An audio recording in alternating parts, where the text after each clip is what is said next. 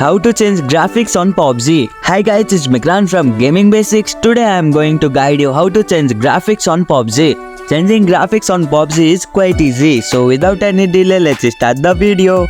Launch PUBG Mobile. Open the PUBG Mobile app on your phone. Go to Settings. Tap on the gear icon located at the bottom right corner of the main screen. Graphics. In the setting menu, tap on Graphics. Adjust graphic setting. Graphic quality. Select the graphic quality Smooth, Balance, SD, HDR, Ultra HD, the option available depending on your device. Frame rate. Choose the frame rate. Low, medium, high, ultra, extreme. Style. You can also change the style of the game: visual, classic, colorful, realistic, soft. Apply changes. Tap OK to save your changes. The game may restart to apply the new setting.